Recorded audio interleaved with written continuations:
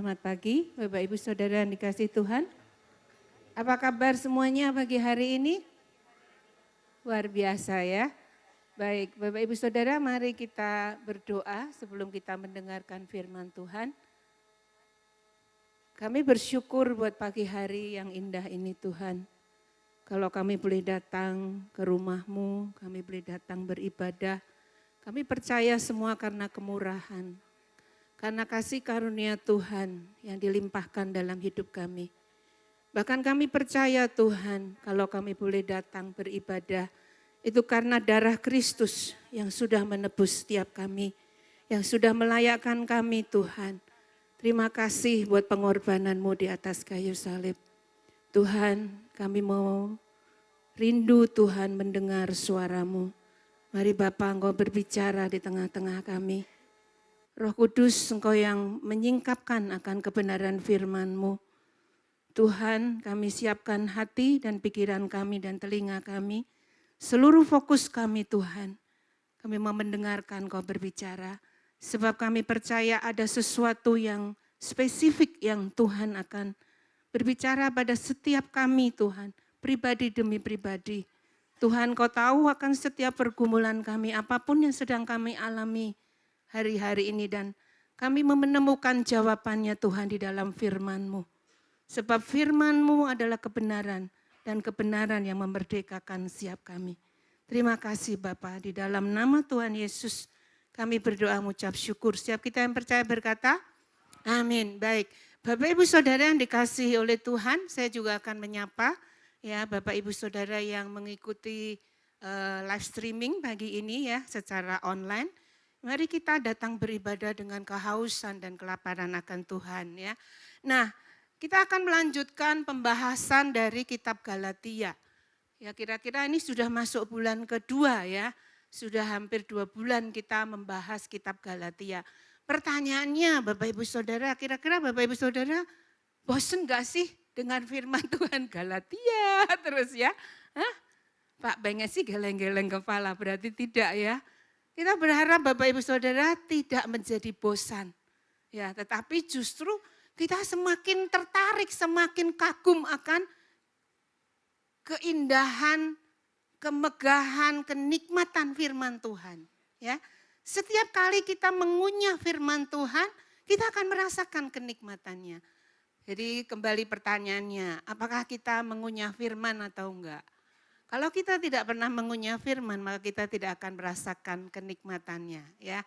Nah, pagi hari ini Bapak Ibu Saudara kita akan belajar dari Galatia 4 ayat 8 sampai 11.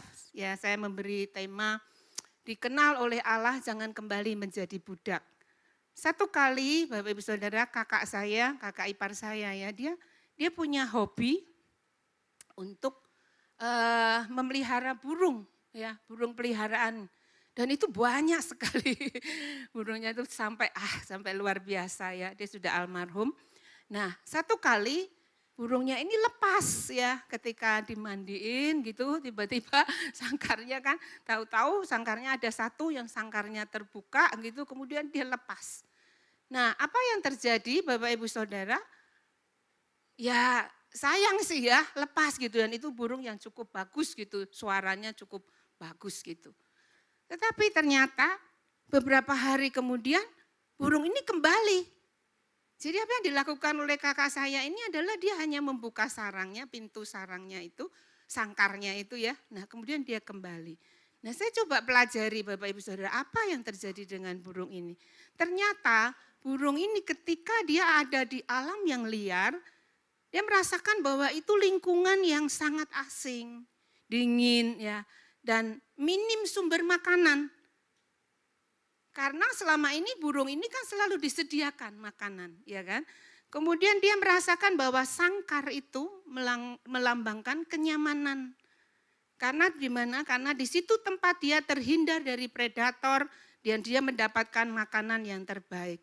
Sehingga pada akhirnya karena keamanan, kehangatan dan ikatan batin yang selalu memanggil mereka pulang. Jadi burung ini dia menyadari bahwa ternyata di alam liar itu tidak sepadan dengan kelimpahan yang Anda sediakan. Nah, secara tidak sadar sebenarnya burung ini sebenarnya tadi dia sudah bebas. Dia mestinya bisa mengalami, dia bisa menikmati kebebasan itu di alam yang terbuka dengan udara yang jauh lebih baik daripada di sangkar sangkar burung. Tetapi dia memilih untuk kembali karena apa? Karena dia sudah nyaman. Nah, banyak orang percaya hidup mengalami hal yang sama. Kristus sudah membebaskan setiap kita, orang percaya. Tetapi banyak orang percaya yang dia ingin kembali kepada kehidupannya yang lama. Seperti bangsa Israel. Bangsa Israel ketika dia keluar dari Mesir, dia sudah mengalami banyak mujizat dari Tuhan, banyak mengalami pertolongan dari Tuhan. Apa yang dia ingat? Yang dia ingat adalah di Bilangan 11 ayat 5, kita teringat kepada ikan yang kita makan di Mesir dengan tidak bayar apa-apa. Kepada mentimun dan semangka, bawang pre, bawang merah dan bawang putih. Jadi mereka ingat apa yang mereka kenikmatan di Mesir. Nah, itulah yang sedang terjadi pada jemaat Galatia. Mereka telah dikenal oleh Allah dan dibebaskan oleh Kristus. Tetapi mereka sedang tergoda untuk kembali kepada perbudakan rohani. Sebab itu Paulus menegur dengan sangat tajam. Ya, Paulus berkata, bagaimanakah kamu berbalik lagi kepada roh-roh dunia yang lemah dan miskin dan mau mulai memperhambakan diri lagi kepadanya. Sebab itu Bapak Ibu Saudara, hari ini kita mau belajar satu kebenaran yang penting. Karena kita telah dikenal oleh Allah, janganlah kita kembali hidup sebagai budak. Mari kita baca Galatia 4 ayat 8 sampai 11 ya. Sedikit ayatnya, saya bersyukur, saya berbahagia ya. Bagian saya 4 ayat saja. Nanti bagiannya Bang Darwin dan pembicara-pembicara lain banyak ya. Oke. Nah, mari kita baca sama-sama. 2, 3. Dahulu ketika kamu tidak mengenal Allah, kamu memperhambakan diri kepada Allah-Allah yang pada hakikatnya bukan Allah. Tetapi sekarang sesudah kamu mengenal Allah, atau lebih baik sesudah kamu dikenal Allah, bagaimanakah kamu berbalik lagi kepada roh-roh dunia yang lemah dan miskin dan mau mulai memperhambakan diri lagi kepadanya?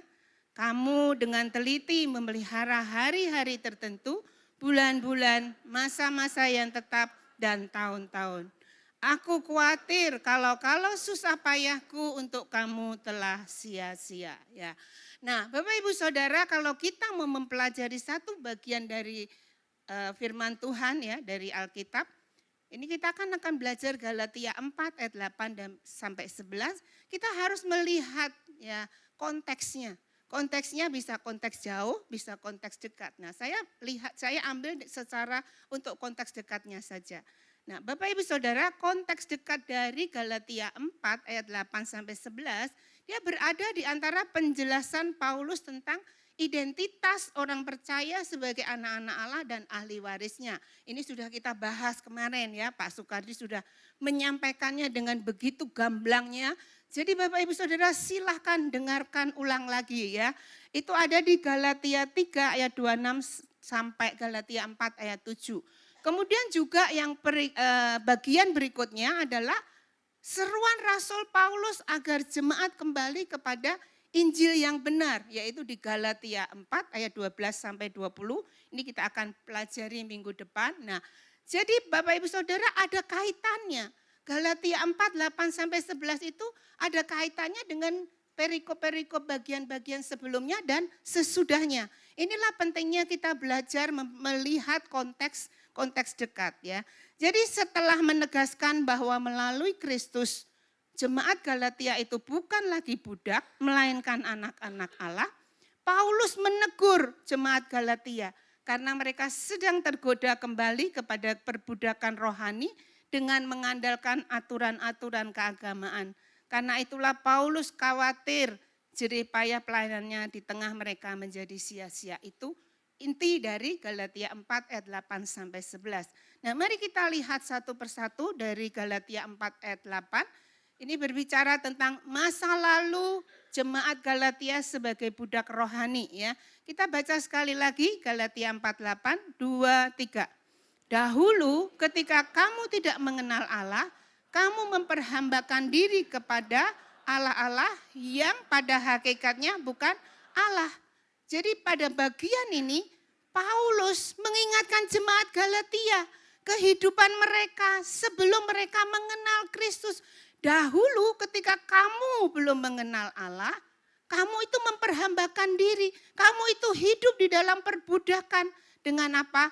Dengan menyembah Allah-Allah yang pada hakikatnya bukan Allah. Jadi mereka mengenal, memang sebagian besar jemaat Galatia, mereka berasal dari latar belakang Yunani Romawi. Yang mereka punya kebiasaan, mereka terbiasa dengan penyembahan banyak dewa. Kita tahu ya, Yunani kan banyak dewa-dewa, dewa apa? Dewa Zeus, beda Aphrodite, kemudian Poseidon, ya, ada dan lain-lain.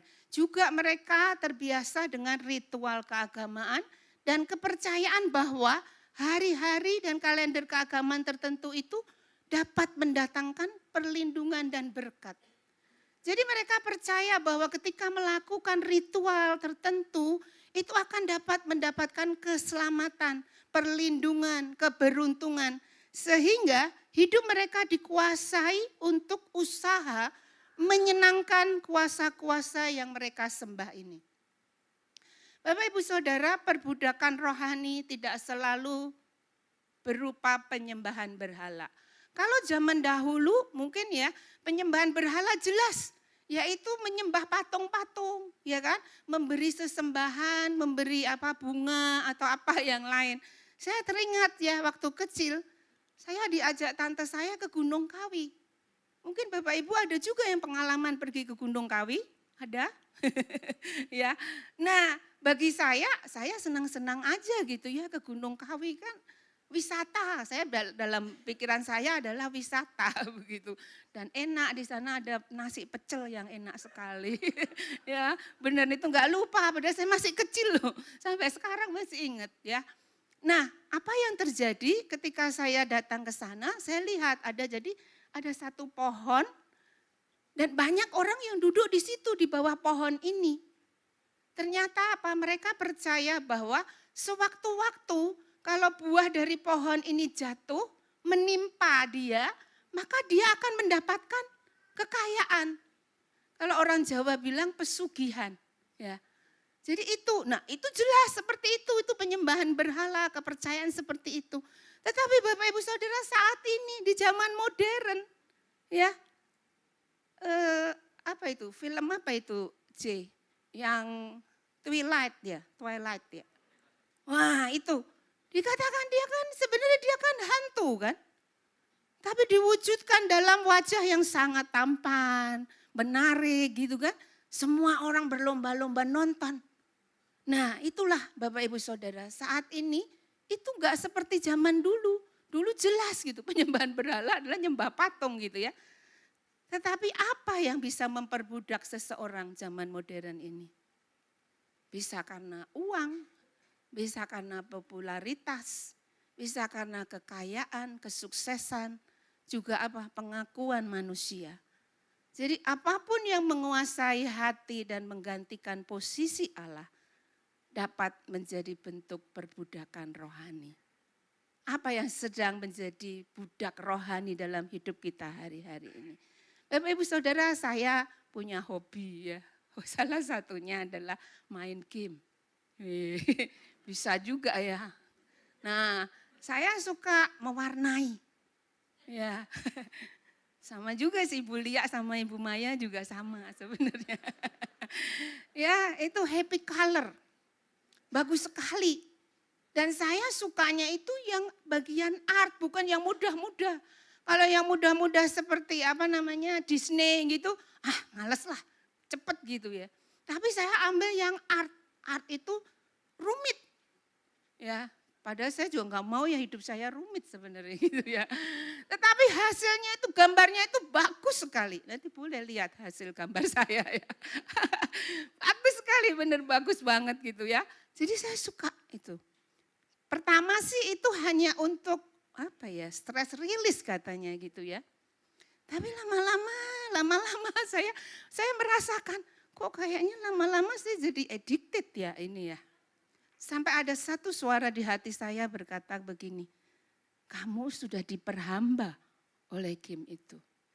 Jadi sejak saat itu Bapak Ibu ini sudah lama sekali saya tidak pernah main lagi ya. Saya tidak buka lagi. Jadi apa yang hari-hari ini sedang memperbudak hidup kita? Atau rasa bersalah? Ya, atau kekhawatiran? Itu bisa jadi budak dalam hidup kita. Kalau kita dikuasai oleh rasa bersalah. Ya ketika saya juga pernah mengalami ya Bapak Ibu Saudara ya. Ketika almarhum Ina ya. Yang meninggal dalam perjalanan mau misi ke Birea, ke Kalimantan Timur. Saya sebenarnya setelah itu dan saya juga tahu bahwa Budi juga mengalaminya. Bagaimana kami itu dipenjarakan oleh rasa bersalah. Karena merasa apa? Merasa yang memutuskan untuk berangkat hari itu. Sebenarnya Ina waktu itu dia tidak mau ikut kalau perjalanannya itu sampai 2 minggu. Ya, kalau 2 minggu dia harus meninggalkan rumah cukup lama, dia nggak bisa ikut gitu ya sama Bang Antoni. Nah kemudian kami berunding, kami berdiskusi, akhirnya ya oke lah kalau begitu kita berangkatlah hari Senin. Jadi cuma kira-kira 10 hari nanti pulang selesai. Hari Minggu kita hari Senin, Selasa keluar dari pedalaman kita pulang gitu. Nah apa yang terjadi kemudian di hari Seninnya ketika berangkat mengalami kecelakaan. Bapak Ibu Saudara cukup lama saya harus berdamai dengan diri saya, berdamai dengan Tuhan juga. Karena ada rasa bersalah yang memenjarakan diri saya. Sampai satu titik, satu kebenaran yang Tuhan bicara adalah, emangnya kamu Tuhan? Kamu bisa menentukan seseorang meninggal kapan? Jadi ketika saya dapat itu, saya baru mengalami kebebasan. Nah, apa yang sedang Bapak Ibu alami hari-hari ini? Adakah sesuatu yang sedang memenjarakan kita, memperbudak kita? Dan itu membuat kita sulit untuk melepaskannya. Sebelum mengenal Kristus, manusia hidup jauh dari Allah dan mencari makna hidup di tempat yang salah, sehingga tidak mengalami kebebasan sejati. Ingatlah dari mana Tuhan memanggil kita, ingatlah dari mana Tuhan menyelamatkan kita. Kita dahulu adalah budak Mesir, tetapi janganlah pernah kita melupakan kasih karunia-Nya yang telah membebaskan kita dari kehidupan yang lama. Yang kedua adalah anugerah dikenal oleh Allah. Galatia 4 ayat 9a, mari kita baca sama-sama, 2, 3. Tetapi sekarang sesudah kamu mengenal Allah, atau lebih baik sesudah kamu dikenal Allah. Jadi Bapak Ibu Saudara di sini Rasul Paulus, dia sengaja, saya percaya bahwa Rasul Paulus bukannya, pertama salah gitu ya, kemudian dia mengoreksinya, bukan dengan tanpa kesengajaan, tapi dia dengan sengaja mengatakan ini. Dia berkata, tetapi sekarang, dahulu kamu sebelum mengenal Allah, kamu memperhambakan diri kepada Allah-Allah yang pada hakikatnya bukan Allah. Tetapi sekarang, sesudah kamu mengenal Allah, atau lebih baik, dia katakan ya, tapi bahasa aslinya adalah, atau lebih penting, sesudah kamu dikenal Allah. Jadi Bapak Ibu Saudara, Rasul Paulus, dia sedang menegaskan bahwa ada yang lebih penting. Bukanlah manusia mengenal Allah, melainkan Allah terlebih dahulu mengenal manusia. Atau boleh dikatakan manusia dikenal oleh Allah. Bapak Ibu Saudara, satu kali ketika saya ada di ruang hospit ya, waktu itu Kak Yosua Iwan sedang jadi pembicara di tempat ini. Nah dia punya anak kecil ya, masih umur mungkin 3 atau 4 tahun, Ilo namanya ya, Ilo gitu ya. Nah dia selalu diminta oleh orang tuanya itu memperkenalkan diri kepada orang-orang yang baru ditemuin gitu. Kemudian dia mengenalkan diri ya, bahasa Inggris keren lah ya, pinter lah ya. Dia mengenalkan diri kepada yang lain-lain, terus tiba pada saya, dia bilang, aku udah kenal anti ini katanya gitu ya. Memang saya pernah ketemu dia di Ambaloh Barat waktu itu, padahal ketemunya cuma sekilas gitu ya. Buat saya hari itu ketika dia berkata, aku udah kenal sama anti ini gitu. Buat saya, surprise ya, dia luar biasa ya. Ingat loh dia sama saya, bahagia enggak? bahagia. Demikian juga Bapak Ibu Saudara, ketika kita tahu bahwa Allah itu mengenal kita terlebih dahulu. Betapa bahagianya kita. Atau Bapak Ibu merasakan, biasa-biasa aja lah, Allah kan maha tahu. Tidak. Rasul Paulus menekankan ini ada satu hal yang penting untuk jemaat Galatia dan buat setiap kita. Karena apa? Karena Allah yang terlebih dahulu mencari. Allah yang terlebih dahulu memanggil, menerima dan menyelamatkan setiap kita. Di dalam Alkitab kata mengenal tidak sekedar berarti mengetahui informasi, melainkan memiliki hubungan pribadi dengan Allah. Dikenal oleh Allah berarti Allah menerima, mengasihi, mengakui dan menjadikan seseorang sebagai miliknya. Nah, makna ini sangat penting buat jemaat Galatia. Karena apa? Karena dilihat dari budaya Romawi, mereka itu mengenal yang namanya sistem patron dan klien.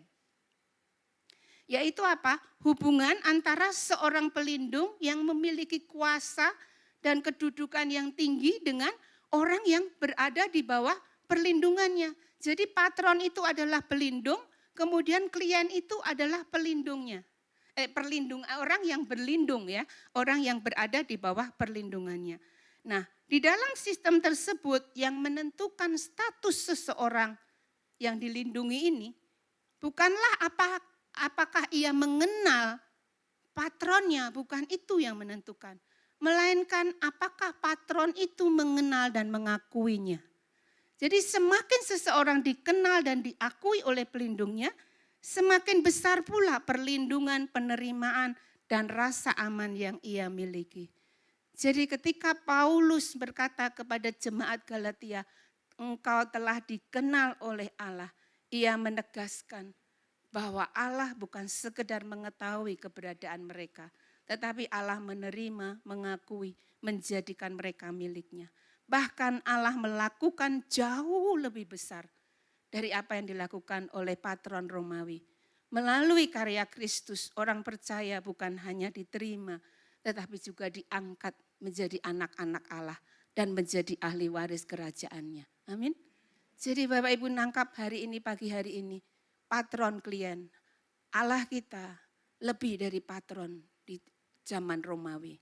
Karena itu Bapak Ibu Saudara, identitas orang percaya tidak lagi ditentukan oleh prestasi, status sosial, pengakuan manusia, atau ketaatan pada aturan-aturan agama. Nilai dan identitas kita telah ditetapkan karena Allah telah mengenal, menerima, dan mengasihi kita di dalam Kristus. Jadi luar biasa sekali, setiap kita dikenal oleh Allah. Katakan kepada dirimu, saya dikenal oleh Allah. Puji Tuhan ya. Yang ketiga, Bapak Ibu Saudara, bahaya kembali kepada perbudakan rohani. Galatia 4 ayat 9b sampai 10. Mari kita sama-sama baca 2, 3. Bagaimanakah kamu berbalik lagi kepada roh-roh dunia yang lemah dan miskin dan mau mulai memperhambakan diri lagi kepadanya.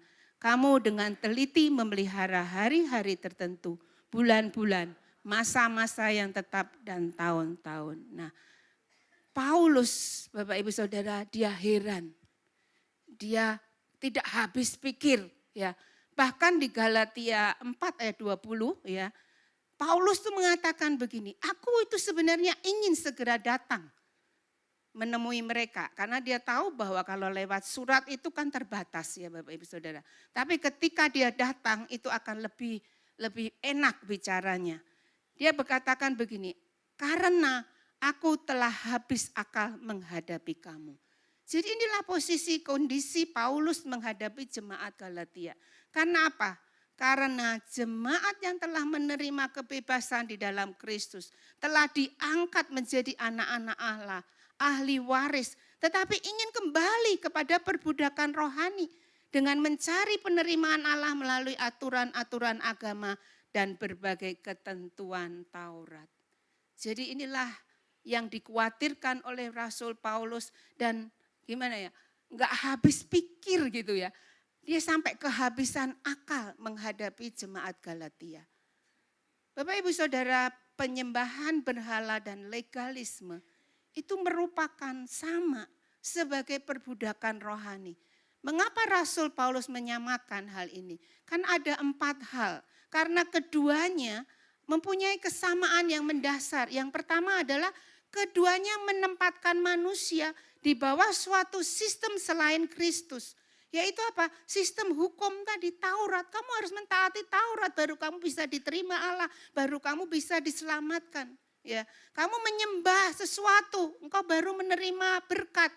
Nah, itulah sama-sama penyembahan berhala dan legalisme menempatkan manusia di bawah suatu sistem selain dari Kristus. Yang kedua, keduanya mengandalkan usaha dan perbuatan manusia untuk memperoleh penerimaan ilahi. Dan yang ketiga, keduanya menghasilkan ketakutan dan ketidakpastian karena manusia tidak pernah merasa cukup baik atau cukup taat. Dan yang keempat, keduanya mengabaikan kecukupan karya Kristus sebagai satu-satunya dasar keselamatan. Nah, ini yang paling bahaya. Yang keempat. Karena apa? Kristus tidak cukup buat jemaat Galatia.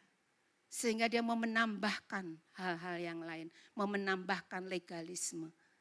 Biarlah setiap kita merasakan kecukupan Kristus setiap hari. Kristus cukup buat setiap kita. Amin. Apapun yang sudah dia lakukan di atas kayu salib Injil cukup buat setiap kita. Tidak perlu ada hal-hal yang kita tambahkan. Mengapa orang bisa kembali kepada perbudakan rohani? Karena sudah tidak lagi menikmati keindahan Injil. Karena Kristus bukan lagi menjadi pusat di dalam kehidupannya. Ketika jemaat Galatia mendengar kata budak, itu familiar buat telinga mereka. Familiar buat di pemikiran mereka. Mereka langsung memikirkan budak adalah seseorang yang tidak memiliki kebebasan. Sebagai seorang budak, tugas, pekerjaan, tempat tinggal, bahkan masa depannya ditentukan oleh tuannya. Seorang budak dia tidak memiliki hak waris. Seorang budak dia hidup di bawah perintah orang lain. Seorang budak dia harus terus berusaha menyenangkan tuannya. Seorang budak dia akan bertanya, apalagi yang harus saya lakukan supaya diterima. Tetapi seorang anak dia akan berkata, saya diterima karena saya adalah anak. Sebab itu Bapak Ibu Saudara, betapa bahayanya kembali kepada perbudakan. Nah, satu hal yang dikhawatirkan oleh Rasul Paulus, yaitu jemaat Galatia sedang mengalami kemunduran rohani. Ketika Paulus menyebut hari-hari tertentu, bulan-bulan, masa-masa yang tetap dan tahun-tahun, di ayat 10 ya, ia sedang menunjuk pada praktek keagamaan Yahudi yang diajarkan oleh para Yudais ya. Mereka mengajarkan bahwa orang non-Yahudi juga harus memelihara Sabat, hari raya dan ketentuan Taurat agar lebih diterima oleh Allah. Akibatnya apa? Identitas umat Allah mulai diukur dari ketaatan pada aturan-aturan lahiriah. Jadi identitas umat Allah bukan lagi diukur dari penerimaan Kristus, tetapi mulai diukur dari ketaatan pada aturan-aturan lahiriah. Paulus melihat hal ini sebagai kemunduran rohani. Masalahnya Bapak Ibu Saudara bukan terletak kepada perayaan hari-hari tertentu. Tetapi pada keyakinan bahwa ketaatan tersebut dapat membuat mereka lebih layak di hadapan Allah. Mereka meninggalkan anugerah dan kembali mengandalkan usaha manusia.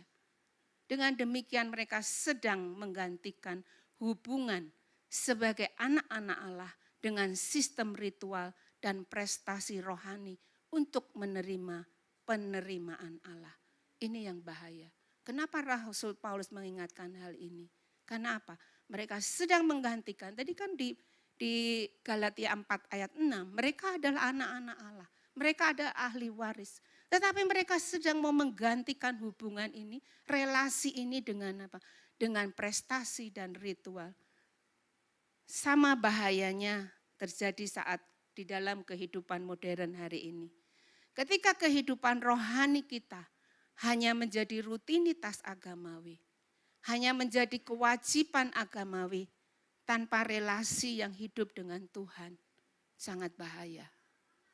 Pertanyaan buat setiap kita hari ini. Saya datang ke ibadah. Apakah saya sedang menjalani ritual agamawi? Saya tidak menuduh Bapak Ibu Saudara semua. Tapi mari kita cek di dalam hati kita. Apakah kita sedang menggantikan relasi dengan Bapa, dengan ritual? Ya. Saya coba kupas sedikit tentang makna dari Aba Bapa. Galatia 4 ayat 6 berkata, dan karena kamu adalah anak, maka Allah telah menyuruh roh anaknya ke dalam hati kita yang berseru Aba ya Bapa. Ungkapan Aba Bapa, Bapak Ibu Saudara, menggambarkan hubungan yang dekat, hubungan yang hangat, hubungan yang penuh kasih antara orang percaya dengan Allah. Arti Aba ini dari bahasa Aram yang dipakai oleh Tuhan Yesus ya di dalam perjanjian baru. Itu berarti adalah bapa atau ayah. Meskipun seringkali diartikan ya sebagai daddy gitu ya Bapak Ibu Saudara. Tetapi sebenarnya dia punya makna yang jauh lebih dalam, yaitu apa? Sebuah panggilan yang penuh hormat, penuh kekaguman, tetapi sekaligus dekat. Itulah Bapa kita Bapak Ibu Saudara. Kita mesti mengagumi dia, kita menghormati dia, tapi dia juga dekat kepada setiap kita. Sehingga lebih tepat dipahami sebagai apa? Bapakku, ayahku, Bapa yang kukasihi. Nah di dalam bahasa aslinya, Paulus menuliskan ada dua ya, Abba o Peter. Itu Abba tadi bahasa Aram, kemudian Peter itu bahasa Yunani, yang artinya adalah Bapa. Kenapa Rasul Paulus mempertahankan kata asli yang digunakan oleh Tuhan Yesus, lalu kemudian dia menerjemahkannya ke dalam bahasa Yunani, supaya dimengerti oleh jemaat non-Yahudi. Dan ada makna yang sangat dalam hal ini, bahwa mengingatkan kepada setiap jemaat Galatia dan juga pada setiap kita, bahwa melalui Kristus orang percaya memiliki hubungan yang sama dekatnya dengan Allah seperti hubungan yang dimiliki Yesus dengan Bapanya. Jadi dalam sekali Bapak Ibu Saudara, melalui Kristus setiap kita orang percaya, kita punya hubungan yang dekat. Sedekat Kristus dengan Bapanya, sedekat itu kita dengan Bapa. Amin Bapak Ibu Saudara, ini anugerah yang sangat luar biasa. Bagaimana kaitan dengan Galatia 4 ayat 9, dikenal oleh Allah. Kita dapat memanggil Aba karena kita telah dikenal dan diterima olehnya. Karena telah dikenal oleh Allah, kita tidak lagi hidup sebagai budak yang terus mencari penerimaannya. Hubungan yang dibangun atas relationship akan sangat berbeda dengan hubungan yang dibangun atas dasar ritual kewajiban. Ketika kita membangun hubungan dengan Tuhan, dengan relationship, kita mengasihi Dia. Kita melayani karena kita mengasihi Tuhan. Karena Dia sudah terlebih dahulu mengasihi. Bukan karena kita mau diterima. Bukan karena sebagai orang Kristen kita melakukan, kita harus melayani. Ketika kita membaca, merenungkan firman Tuhan, datanglah kepada Tuhan, kepada Allah, kepada Bapa, sebagai seorang anak yang datang kepada Bapanya. Karena kita memiliki relasi sebagai anak-anak Allah. Ayat terakhir, Galatia 4 ayat 11 merupakan kekhawatiran Paulus. Aku khawatir kalau susah payahku untuk kamu telah sia-sia. Bapak Ibu Saudara, inilah perkataan Paulus yang menunjukkan hati seorang gembala yang mengasihi jemaat. Rasul Paulus sedih melihat mereka mulai meninggalkan kebenaran Injil.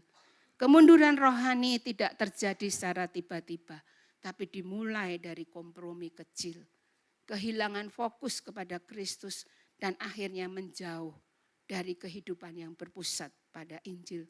Sebab itu Rasul Paulus rindu supaya jemaat bertumbuh di dalam kebebasan yang telah diberikan Kristus. Bukan hanya memiliki pengalaman rohani di masa lalu. Jangan kita puas dengan pengalaman rohani masa lalu. Teruslah kita berpegang pada Injil dan hiduplah dalam kasih karunia Kristus setiap hari. Apa yang bisa kita simpulkan dari firman Tuhan ini? Dahulu kita adalah budak rohani yang terikat oleh dosa dan kehidupan lama. Oleh anugerah kita telah dikenal dan diterima oleh Allah. Kita tidak boleh kembali kepada bentuk-bentuk perbudakan rohani yang mengandalkan usaha manusia.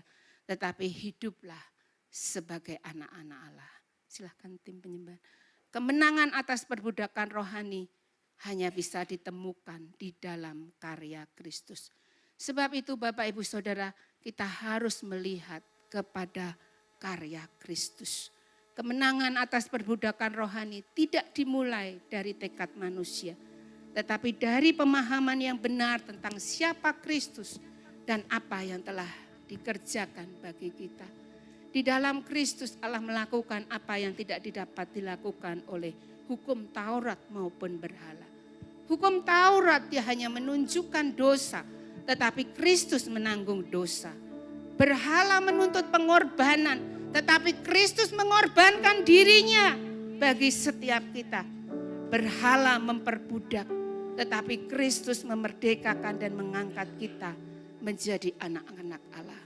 Sebab itu Rasul Paulus bukan hanya berkata berhentilah menyembah berhala, tetapi jangan kembali kepada perbudakan yang telah dibebaskan oleh Kristus. Orang percaya mengalahkan berhala ketika terus memandang kepada Injil dan hidup sebagai anak-anak Allah. Semakin kita memahami kasih, keindahan dan kecukupan Kristus, semakin kecil daya tarik berhala dalam hidup kita. Ketika Kristus menjadi harta yang paling berharga di hati kita, kita tidak lagi mencari kepuasan, keamanan, atau penerimaan dari hal-hal lain. Hanya di dalam Kristus kita menemukan kebebasan yang sejati dan memperoleh kekuatan untuk hidup sebagai anak-anak Allah, bukan sebagai budak dosa maupun legalisme. Apakah keindahan Injil, keindahan Kristus masih mempesona hidup kita? Mari kita tundukkan kepala kita. Kita datang kepada Bapa. Engkau boleh panggil dia apa ya Bapa. Dia begitu dekat dengan engkau. Dia mengenal engkau satu persatu. Apapun yang menjadi pergumulanmu, apapun yang menjadi kondisimu hari-hari ini,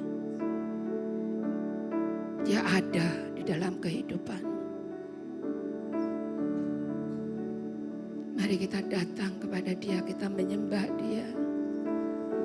Biarlah kita datang dia dengan relasi sebagai anak, datang kepada Bapa.